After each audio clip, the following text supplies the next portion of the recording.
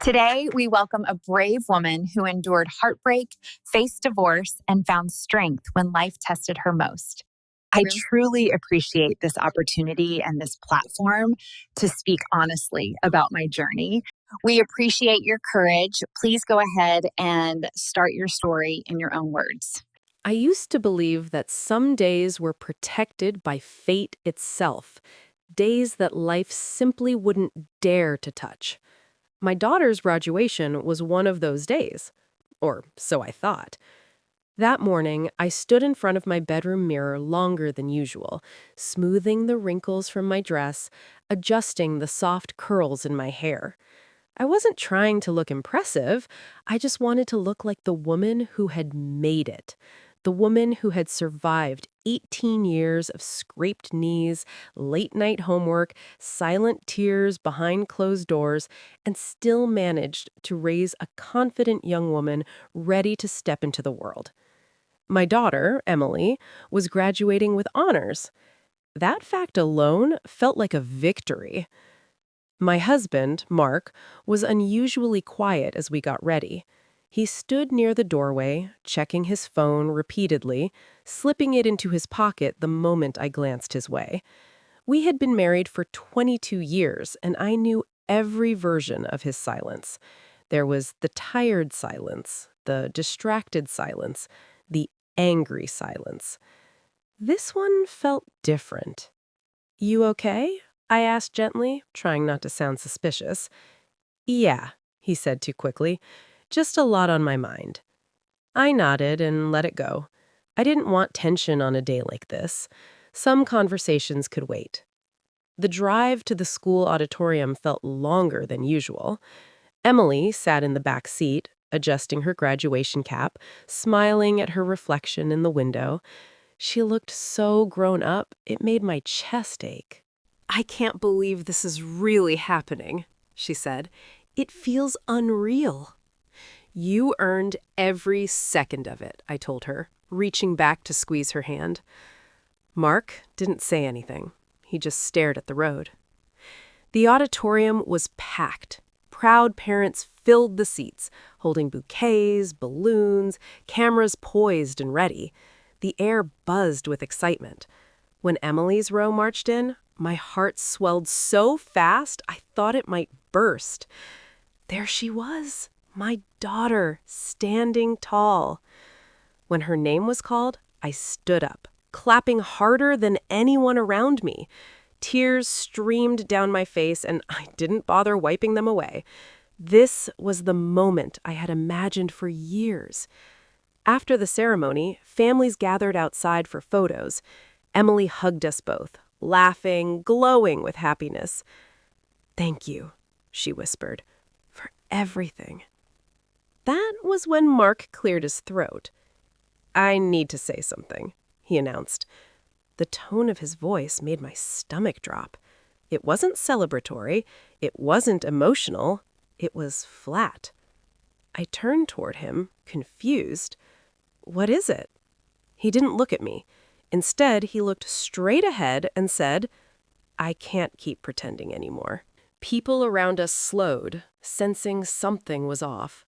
"Pretending?" I repeated. "I'm leaving," he said, louder this time. "This marriage has been over for a long time." The world went silent. Emily's smile vanished. "Dad, what are you talking about?" Mark finally turned to me. "I don't love you the way I used to." I felt every eye on us, every whisper forming in the crowd. "Mark," I said quietly, "this is not the time." "There's never a good time," he replied sharply. "I'm done lying." Emily stepped back like she'd been physically struck. "You're doing this now?" I reached for her hand. "Sweetheart, go wait by the car for a minute." Mark scoffed. "Why? So you can spin the story?" I looked at him then, really looked at him, and realized something terrifyingly calm had settled inside me. "No," I said evenly, Because this conversation isn't just about what you're saying, it's about what you're not. His face flickered, just briefly. That flicker told me everything. He thought he was in control. He had no idea what was coming. The drive home after the graduation felt unreal, like we were all suspended in a moment that didn't belong to any of us. Emily sat in the back seat, staring out the window, her cap resting crookedly in her lap. The tassel brushed against her fingers, and she kept twisting it absent-mindedly, over and over again. Mark drove in silence, his jaw tight, one hand gripping the steering wheel like it was the only thing keeping him grounded. I watched them both through the rearview mirror and realized something painful. Whatever happened next would change our family forever. When we pulled into the driveway, Emily was the first to speak. "I'm going to my room," she said quietly. "Please don't argue." Her voice wasn't angry, it was exhausted. I nodded. Of course. She walked inside without looking at either of us.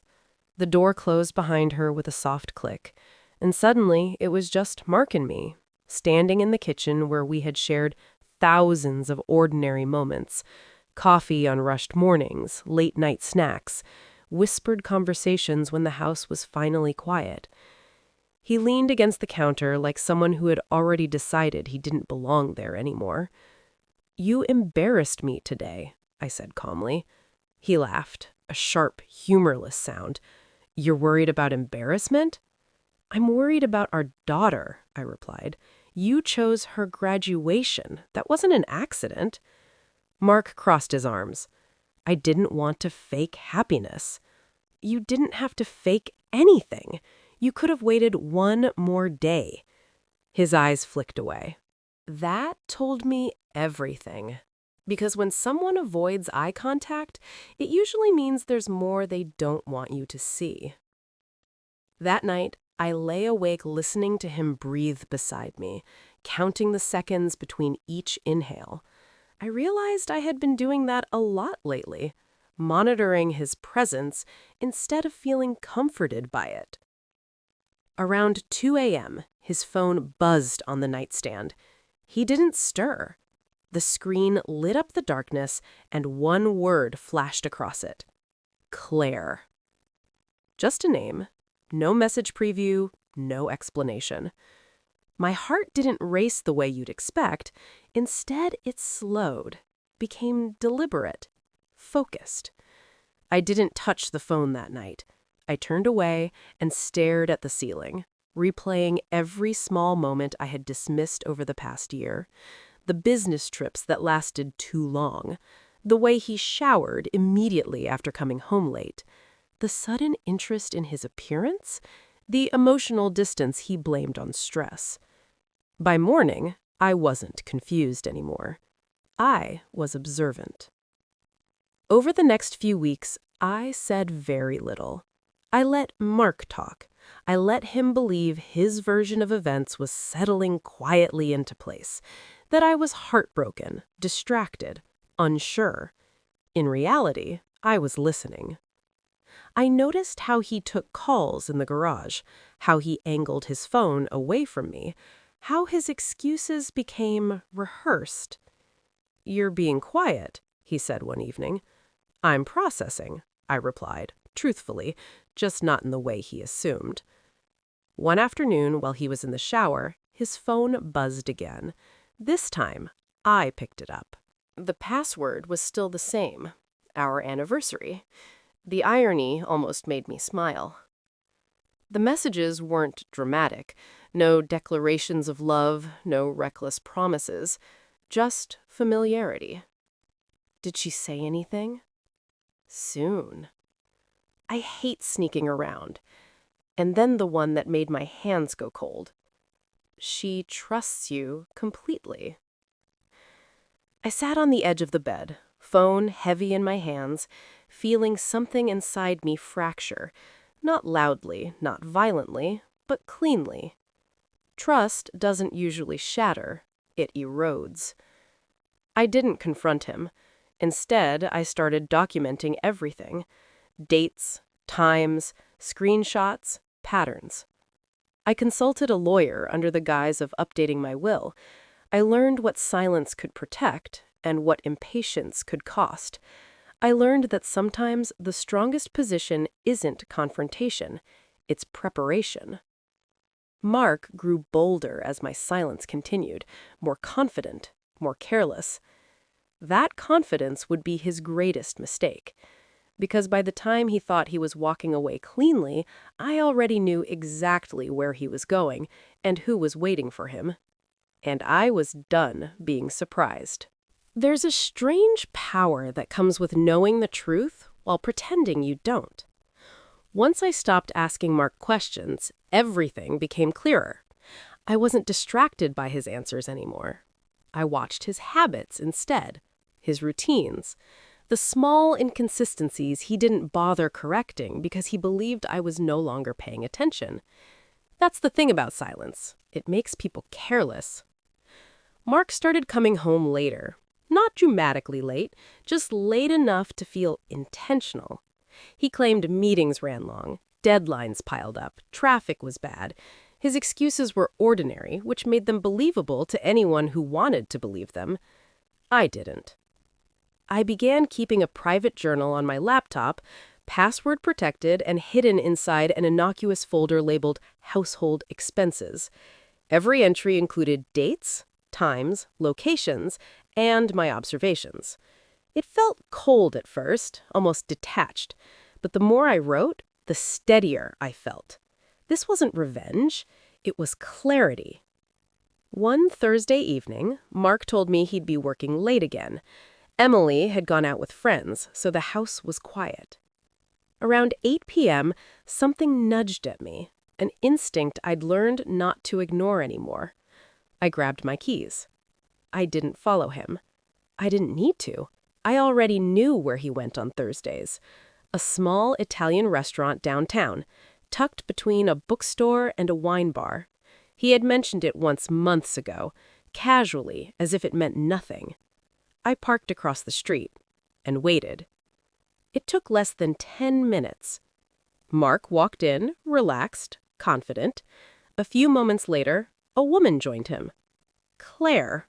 She was younger than me, not dramatically so, but enough to notice. Polished, controlled, the kind of woman who chose her words carefully and smiled like she knew exactly how she was perceived. They sat close, too close for colleagues. He leaned in when he spoke.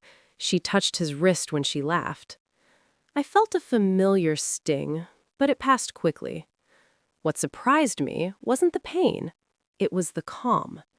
I took photos, not of them together, but of timestamps, the restaurant sign, his car, their silhouettes through the window. Then I left. When Mark came home that night, he kissed my cheek and asked if I'd eaten. "I saved you some dinner," I said. He smiled, relieved. That smile stayed with me longer than I expected. Not because it hurt, but because I finally understood it. He smiled because he thought he was winning. A week later, Emily approached me while I was folding laundry. "Mom," she said quietly, "are you and Dad okay?" I paused. "How long have you been worried?" I asked. She shrugged. "A while." Children always know before we think they do. "We're working through some things," I said honestly. "No matter what happens, this isn't your fault." She nodded, but her eyes searched mine, looking for something deeper. I realized then that whatever I did next had to protect her as much as it protected me. That night, I opened Mark's laptop while he slept. He never logged out of his email, never imagined I'd look. There it was. Flights, hotel confirmations, a shared calendar labeled with neutral initials.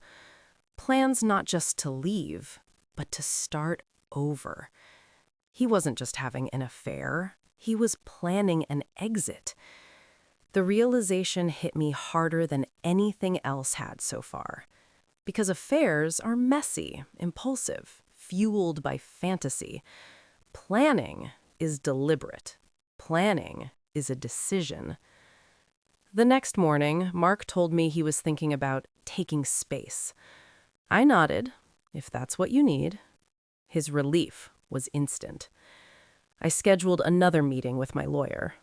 I didn't cry in her office. I didn't vent. I asked practical questions.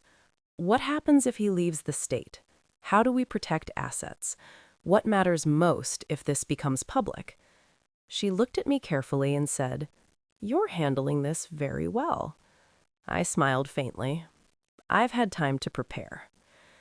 By the time Emily's graduation arrived, I knew everything I needed to know. I knew who Claire was. I knew what Mark intended to say. I even knew why he chose that day. What he didn't know, what he never suspected, was that I had already set events in motion that would force the truth into the open. Not through confrontation, but through timing. And timing, I would soon learn, can be far more devastating than anger. The night Mark finally admitted he was leaving, the house felt unfamiliar, like it already belonged to someone else. Emily had gone to stay with a friend. I didn't want her witnessing what I knew was coming. Mark packed a small overnight bag, moving through the bedroom with the ease of someone who had rehearsed this moment many times in his head. "I'll stay at a hotel for a few days," he said. "We can talk when things cool down." I nodded, folding a sweater I didn't need to fold, just to keep my hands busy. "That's probably best." He hesitated at the door, clearly expecting tears, begging, anger. None of that came. Instead, I asked, "Before you go, is there anything else you want to tell me?" He swallowed. "No." That was his final lie. After he left, I didn't cry. I poured myself a glass of water and sat at the kitchen table, staring at the clock. My lawyer had advised patience. Let him feel comfortable. Let him believe his story had landed cleanly. At 8:42 p.m., the doorbell rang. I already knew who it was. When I opened the door, Claire stood there, clutching her purse like a shield. Her expression was tense but determined. "I need to talk to you," she said. I stepped aside. "I was wondering when you'd come." She blinked. "You knew?" "For a long time," I replied calmly. She sat on the edge of the couch, visibly unsettled by my lack of reaction. "Mark told me you were unstable, that you refused to accept the marriage was over." I smiled faintly. "Of course he did." She hesitated, then said, "He told me you knew about us." I met her eyes. "That's interesting, because he just told me there was no one else." Her face drained of color. That's when it happened. The truth, once exposed to air, unraveled quickly. She confessed that Mark had promised her a future. Soon. That he had told her Emily was already emotionally distant. That he said the graduation announcement would rip the bandage off. "And you believed him?" I asked. She looked down. I wanted to. That's when Mark came back. He had forgotten his laptop. When he stepped inside and saw Claire sitting on my couch, something inside him snapped. "What the hell are you doing here?" he shouted.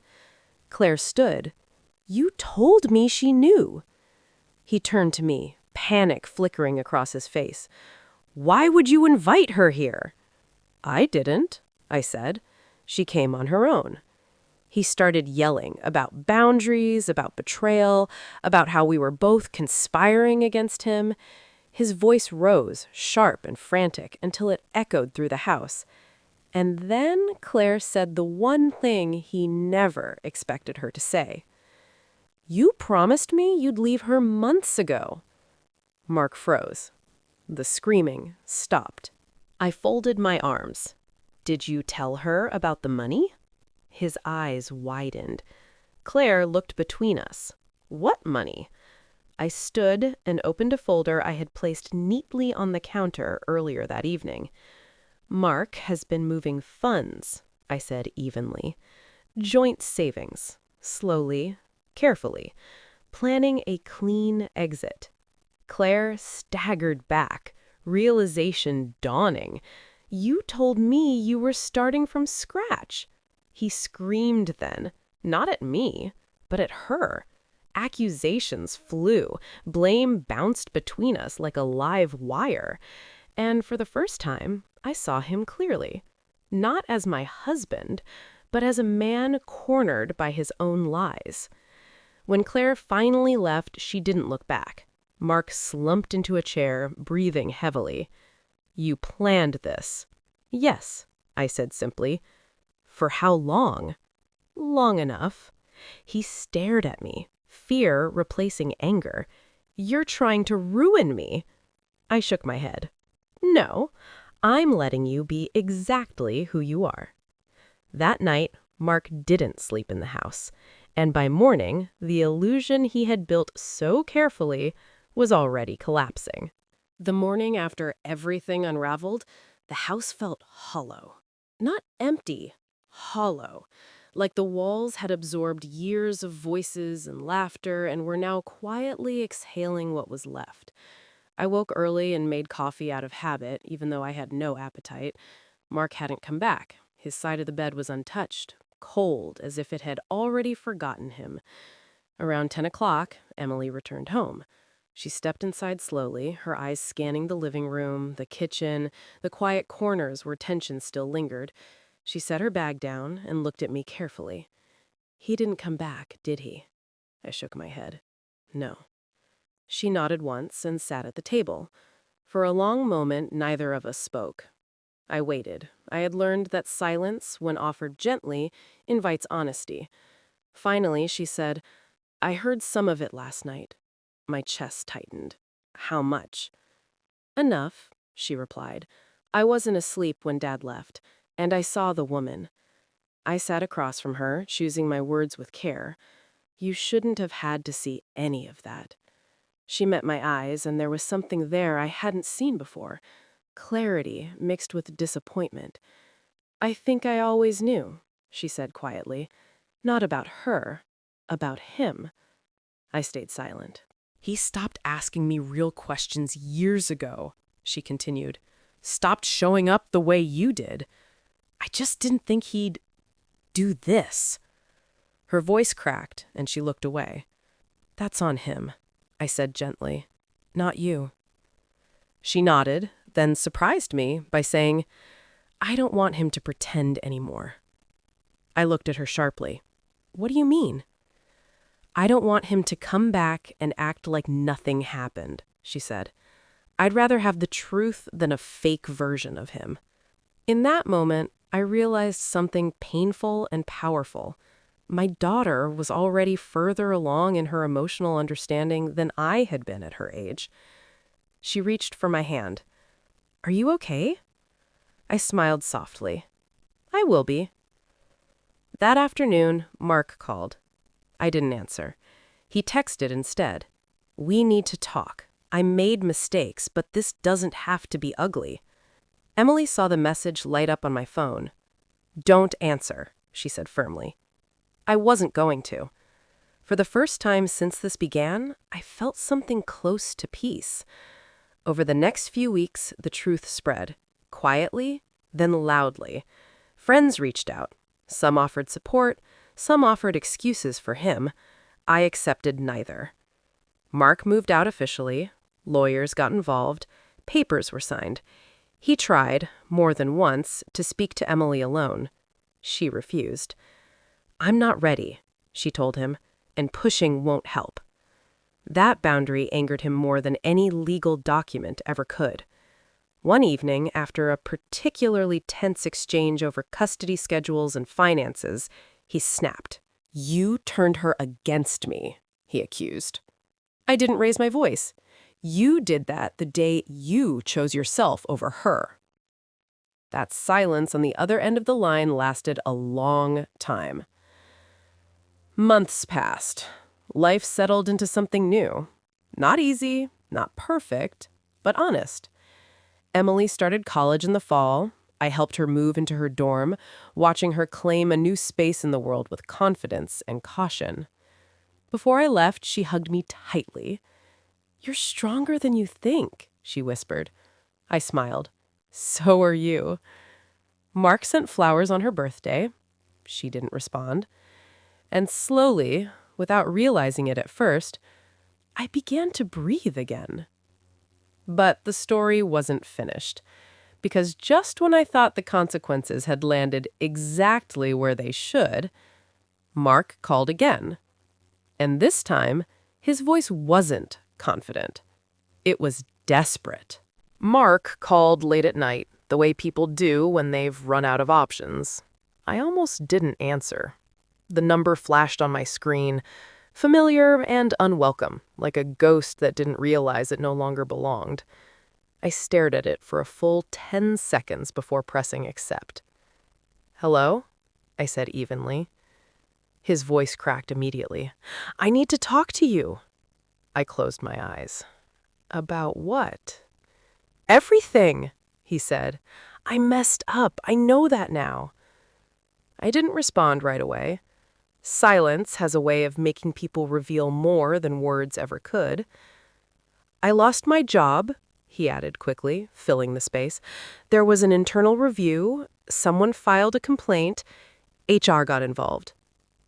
I leaned back in my chair, heart steady. "I'm sorry to hear that." He scoffed bitterly. "Are you?"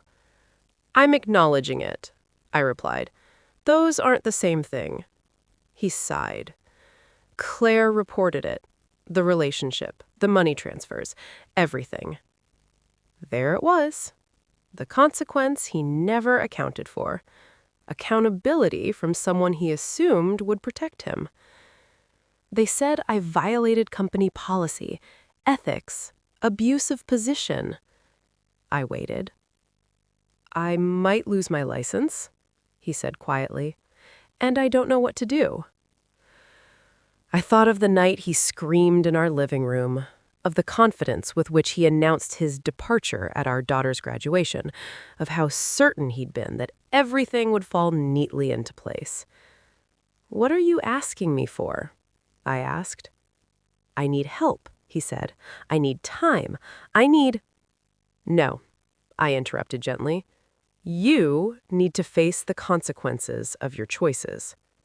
He fell silent. "I didn't cause this. I didn't report you. I didn't expose you. You built this outcome all on your own."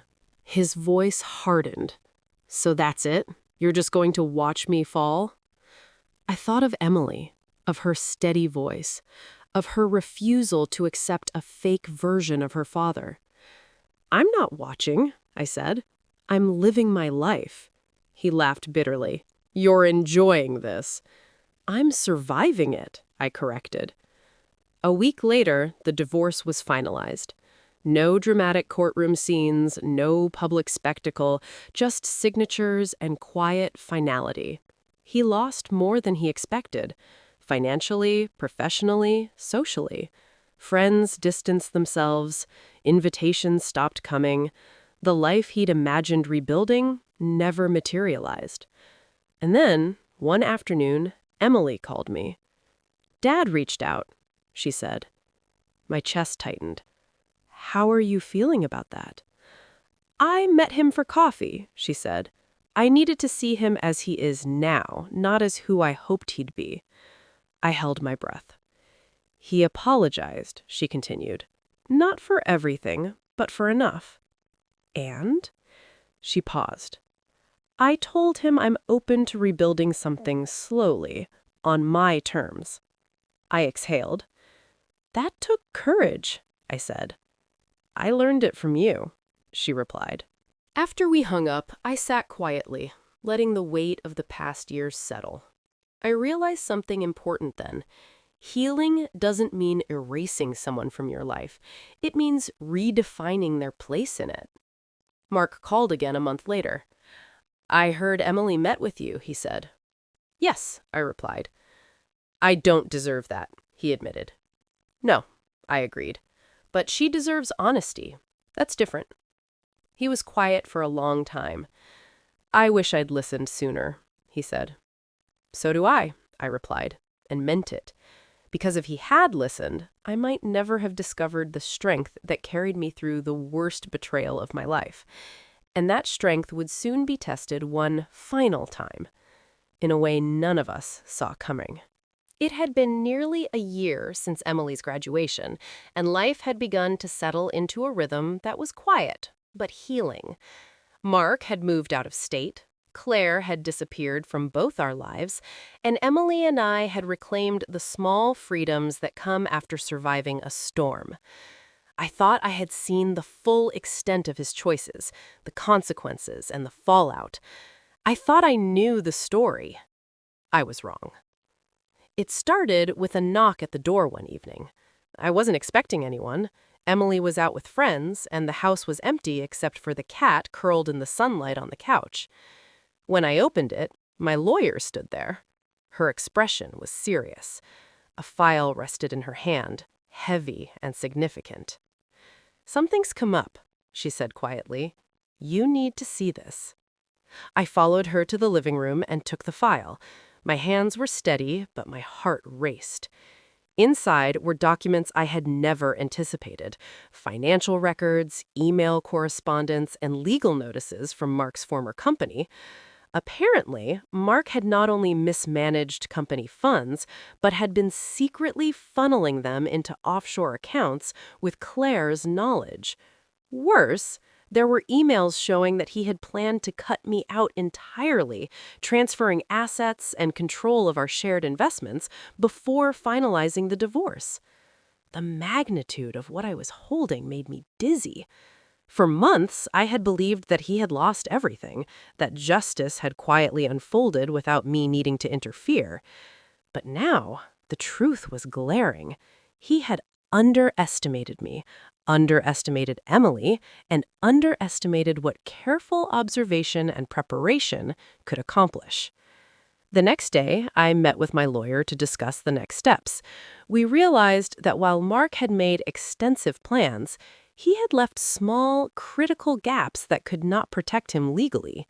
By documenting everything over the past year, his late nights, his movements, the messages, even the subtle mismanagement in our accounts, I held leverage far stronger than any verbal argument. That evening, Emily came home from class. I explained the situation to her, careful not to overwhelm her. She listened, absorbing every detail, her young face a mixture of disbelief and calm understanding. "Mom," she said softly, "he never thought you'd actually be prepared for him. He assumed fear or shock would stop you." I smiled at her. Exactly, but I wasn't shocked. I was watching. Emily hugged me tightly. "You didn't just protect me, you protected us all." A week later, I received a call from Mark. He sounded rattled, different from the confidence he once carried. He asked to meet. I agreed. On neutral ground, in a public space, with my lawyer present. He arrived visibly shaken, realizing that the narrative he had rehearsed countless times in his head had no power here. The tables had turned. The man who once screamed at me in the middle of Emily's graduation had now become quiet, almost pleading. "I didn't know you had all of this," he admitted. "I thought I was smart enough to cover my tracks." "You weren't," I said simply, "and you underestimated me." He looked at me as if seeing me for the first time, truly seeing me, and perhaps understanding how his arrogance had blinded him.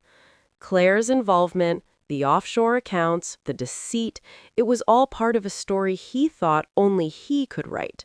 But I had been writing too, in silence, in careful detail, in preparation for the day he chose to reveal his betrayal publicly. Then came the twist, something none of us had anticipated. Mark wasn't the only one caught off guard. Claire, thinking she would inherit a life built on deception, had attempted to claim some assets through legal channels, only to find that she had no standing. And in an ironic twist of poetic justice, her own company had investigated her for financial mismanagement, something she had assumed only I would uncover. She had been ousted from her position and left entirely exposed. Mark swallowed hard. I didn't see this coming, he admitted. Not any of it. Neither did you see yourself, I said, my voice calm but resolute. The real consequences of your actions were never just about money. They were about trust, honesty, and what happens when people finally stop pretending. He nodded, silently acknowledging the lesson he had learned too late. As he left, I felt a weight lift, not just because the immediate danger was over, but because I had gained something far more valuable than any legal victory. I had gained clarity, resilience, and the knowledge that no betrayal, however cunning, could overpower careful observation, patience, and the strength to act when the time was right. I sat down with Emily later that evening, and we shared a quiet cup of tea. I looked at her and said, "You'll face challenges in life. People will let you down. But the most important thing is how you respond. You can choose patience, observation, and preparation over panic and fear. You can protect yourself without losing your humanity." She smiled. "I think I'm ready for that." And I realized then that sometimes the best revenge or the strongest resolution is simply living your life fully, honestly, and without fear. If you ever find yourself in a situation where someone you trust betrays you, publicly or privately, how would you handle it? Would you confront them immediately, gather evidence in silence, or step back to protect yourself first? Share your thoughts in the comments below. Your story might inspire someone who is quietly standing in the same position I once stood. Because sometimes the way you respond matters more than the betrayal itself. Thanks for listening. Please like, subscribe, and leave a comment to support our work.